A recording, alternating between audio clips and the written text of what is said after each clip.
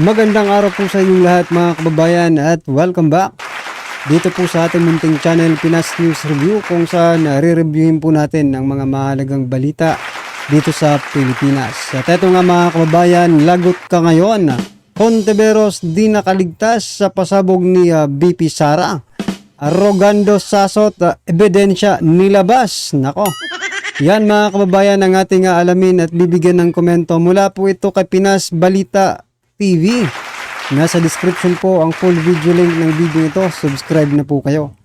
At yan mga kababayan, pero bago po natin simulang pakinggan ang video ito, no, at bago natin bigyan ng reaction, eto, may i-share lang po ako about dito kay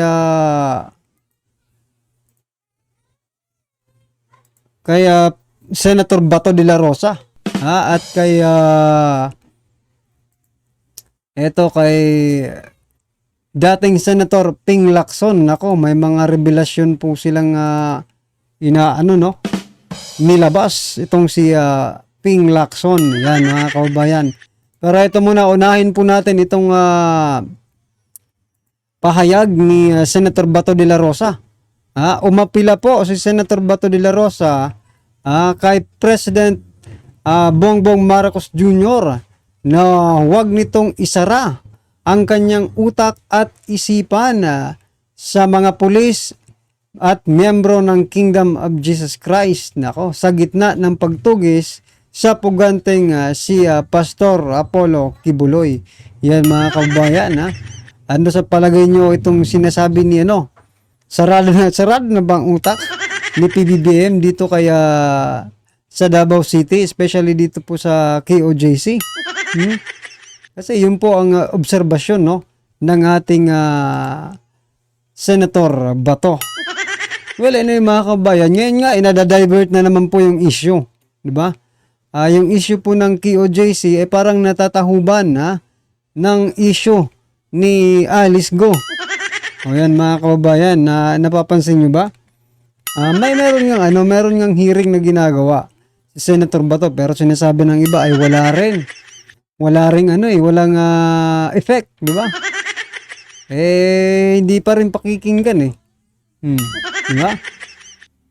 So, anong opinion nyo dito mga kababayan? Sinasabi ni Senator Bato na wag isara ang utak ni PBBM patungkol po dito sa mga KOJC members at dito sa mga pulis na ito na parang nagagamit lang dito sa pagtutugis kay Pastor Apollo Kibuloy. Yan mga kababayan. At ito ang nakakagulat. Ito po. Si dating Senator Ping Lacson gustong maging senador, si DILG Secretary Abalos.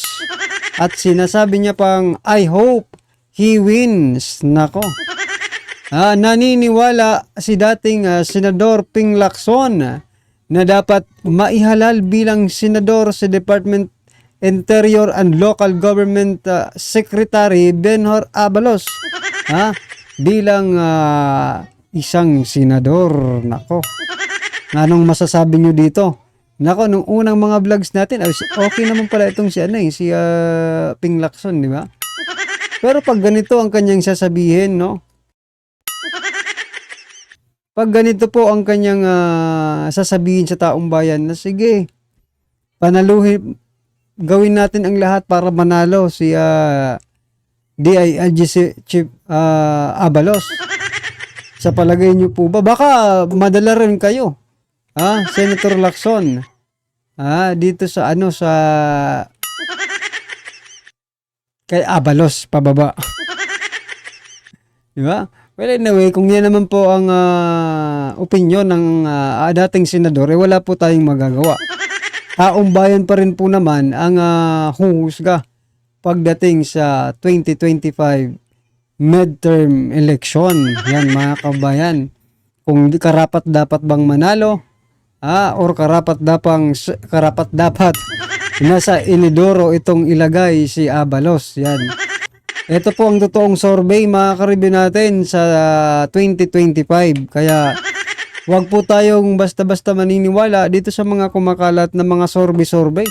Umaabot ng 70 to 80 pa Yung iba, nako, 80%.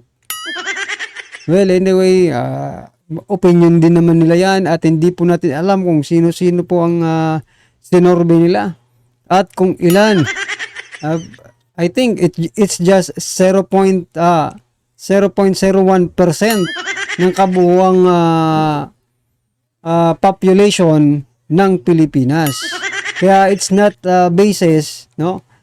Para matukoy nga kung sila nga talaga ang mananalo or hindi, mga kabayan, no? So ito na nga mga ka-review natin, sama-sama at sabay-sabay po natin pakinggan. Panoorin at bigyan ng komento ang video ito. Ito na po.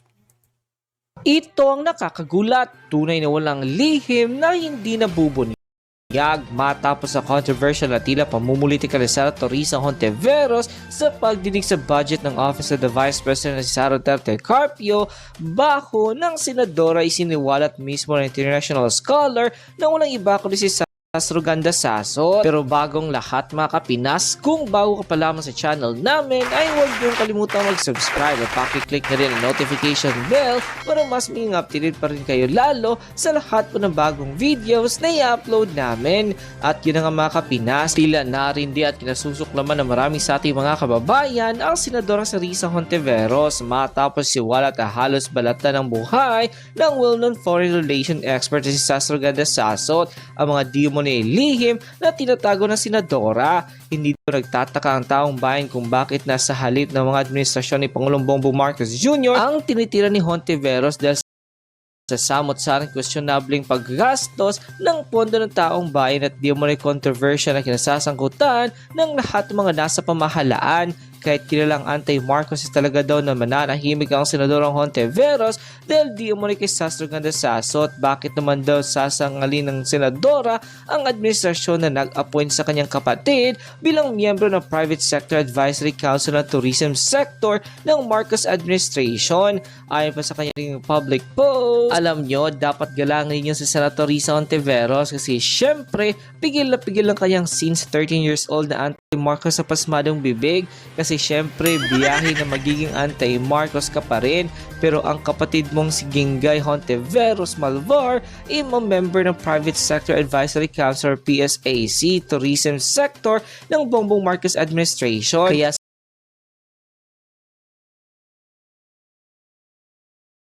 So yan mga kabayan, kaya naman pala hindi mabanat-banatan ni Senator Risa Hontiveros ang administrasyon. Dahil pala meron siyang kapatid, nako, na nagtatrabaho sa administrasyon.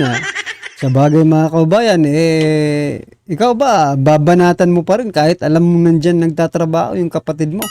At posibleng matanggal, di ba?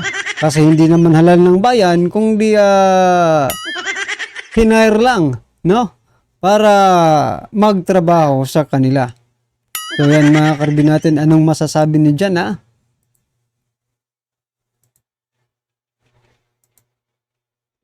Saludo ako kay Risa Hontiveros na hindi na niya sinasabi itong mga sinasabi niya noong 2019.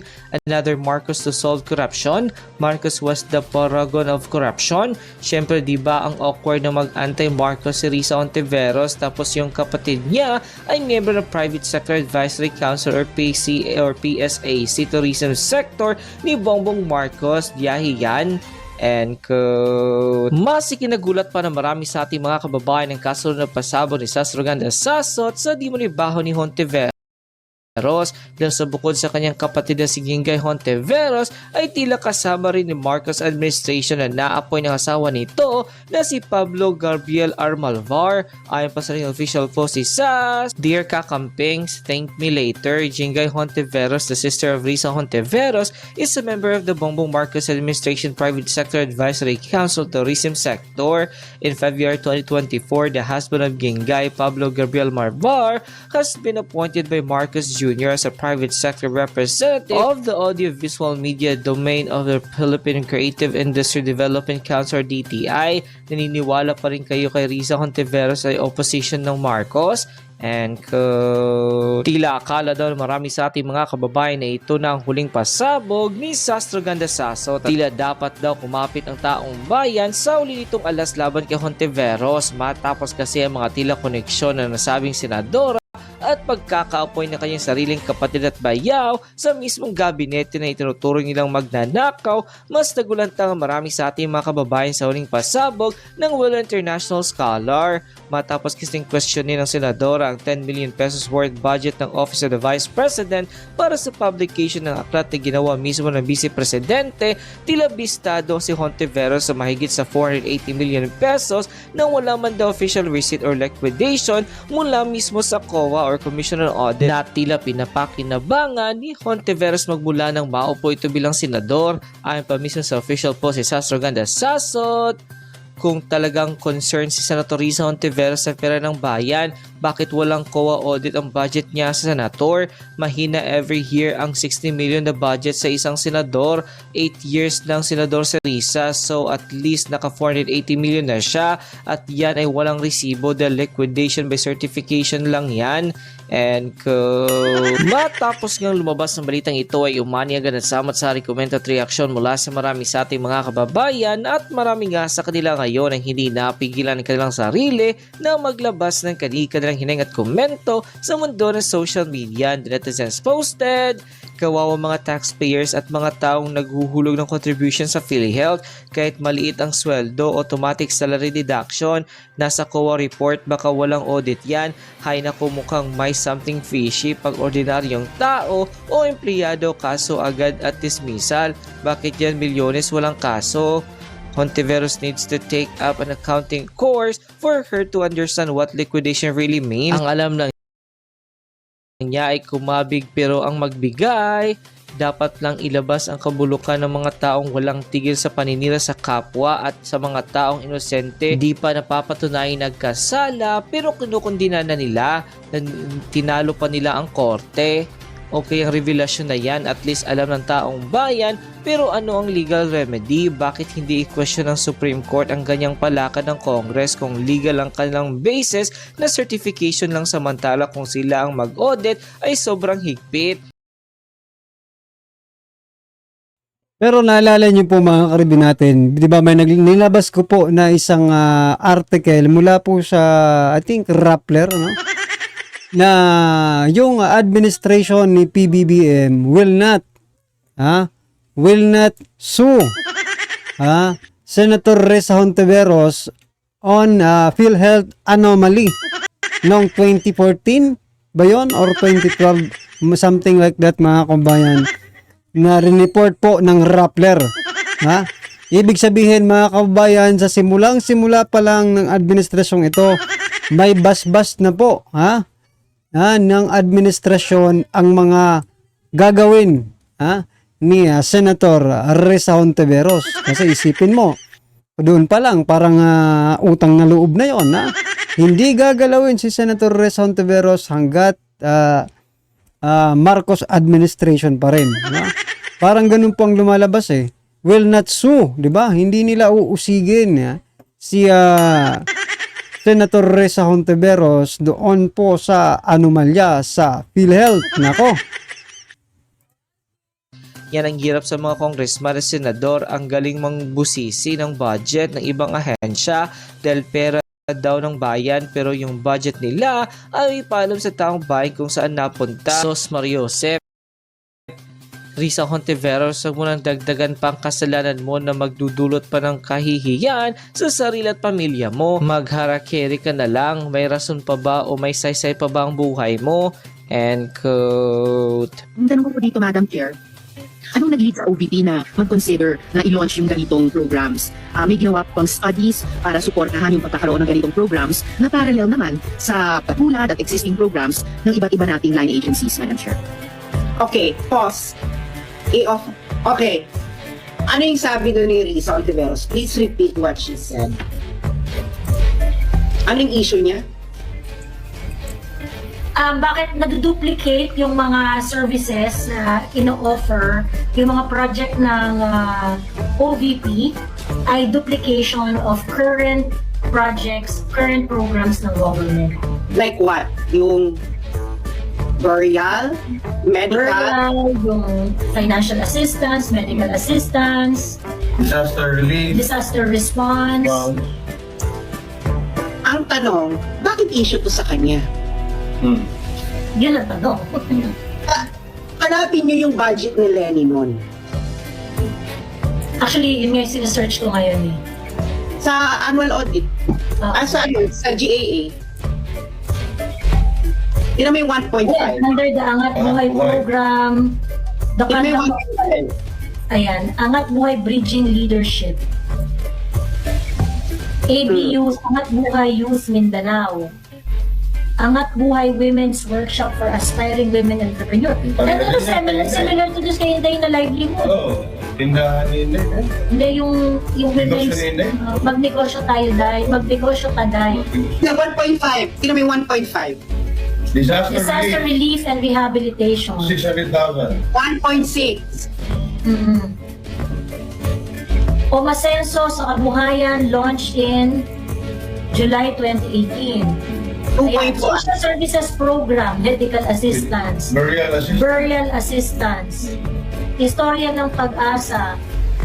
O ngayon, Risa, anong putak inang pinagpuputak mo? Kapareho na yan eh. This is 2018 by the way, This is 2018 Executive Summary. Oh, meron ba nung Duterte Align ang nireklamo ito? Right. So yan mga kababayan, para ang lumalabas dito nagtatanga-tangaan, no? Itong si Senator Risa Hontiveros, nun palang panahon ng kakampi nila, nandyan na yan di ba? Kung baga, given na itong mga project na ito ng Vice President. Kung meron mang madadagdag na mga bago, normal lang siguro yan para maiba naman yung mga proyekto or madagdagan or ma-improve, di ba? Pero kung ganitong sinasabi ni Risa Hontiveros na parang duplications of projects, no? Yung mga agencies, no? Parang naduduplicate lang daw ni BP Sara, kalukuhan po yun. Lahat po, I think, hindi man lahat, but most of the politicians, no? Especially national politicians, may mga ganito. Si PBBM, tingnan nyo. Wag na lang yung Vice Presidente. Si PBBM para at least magkaroon naman ng saysay ang pagkukumpara. Bakit hindi ba gumagastos si PBBM ng mga ganitong assistance na ito? Relief na ito. Di ba? Lahat naman siguro ng mga politiko ay mayroong mga ganito. Ang problema nga lang, yung iba walang resibo. BP Sara, always may resibo kasi kailangan niya talagang maglabas ng resibo kasi hinahanapan ninyo kayo ba, Senator Risa Hontiveros, naglalabas ba kayo ng resibo? Wala pa. Kongreso, naglalabas ba kayo ng resibo? Ang tagal na pong hinahanap yan ng taong bayan pero hanggang ngayon wala pa rin pong maipakita. Ang tanong, bakit kaya? Yan mga kabayan. Well, anyway, ano man po ang inyong opinion, reaction, or kritisismo sa video ito ay comment lang po sa baba para at least alam po ng ating mga kababayan ang inyong pong reaksyon patungkol po dito. Right? Maraming salamat po.